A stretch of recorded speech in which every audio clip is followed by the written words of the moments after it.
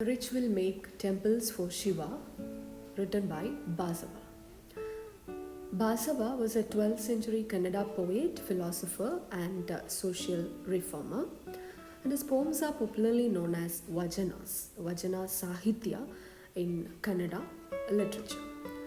Born in a Brahmin family with a tradition of devotion towards Shiva, Basava established a devotional movement known as Veerashaiva movement. The Veerashaiva movement attempted to dismantle caste system, untouchability, and Brahminic hegemony that existed during that period in the society.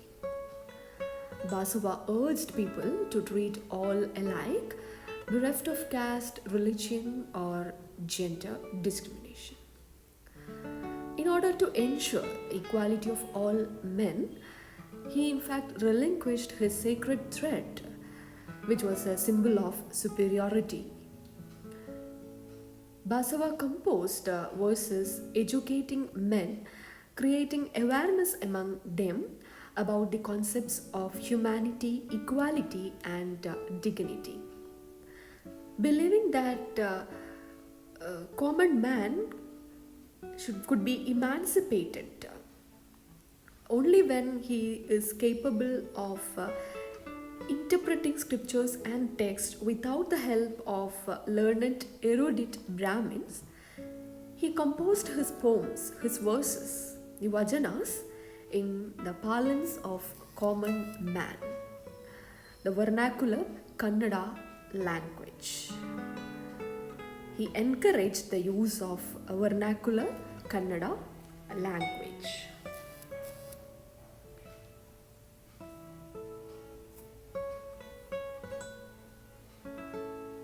Vajana Sahitya is a form of rhythmic writing that flourished during the 12th century in Kannada literature.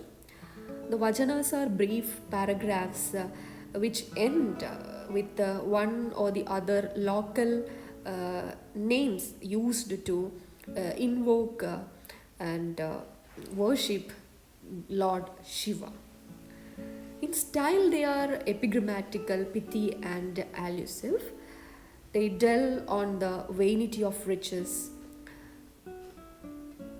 the valuelessness of mere rituals, rites, bookish learning, and also about the uncertainty of life, spiritual privileges of being the devotees of Shiva, etc.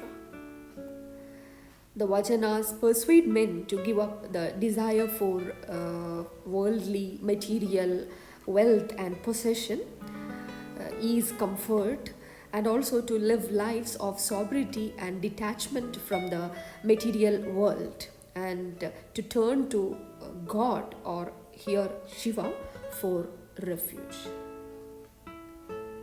The poem, The Rich Will Make Temples for Shiva. The rich will make temples for Shiva. What shall I, a poor man, do? My legs are pillars, the dome, the body, the shrine, the head, a cupola of gold.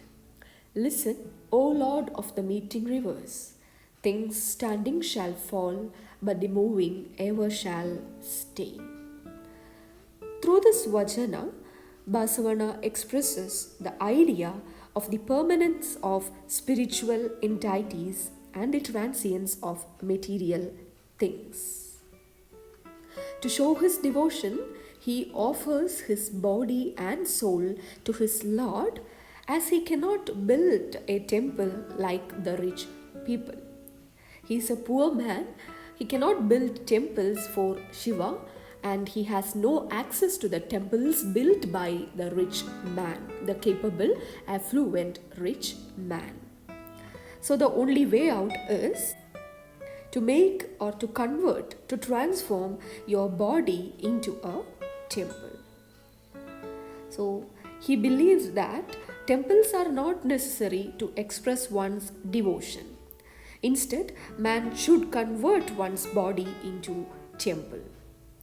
He should invite God into his soul, into his mind, through his divine, lofty, and sublime thoughts and actions.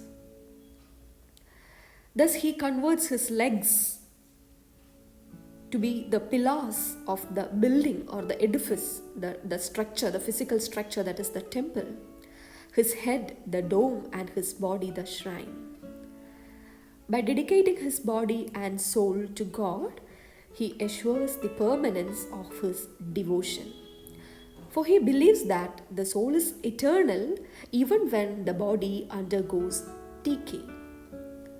He brings out the fact that man's soul and his good deeds stay while all the rest perishes with time. Thus, the only enduring thing is the soul, which is the abode of God. Human body, like the stone edifices, the physical structures, may fall in the course of time. It may undergo decay, it get collapsed. But not human soul, which re-enters from one body to the other after death.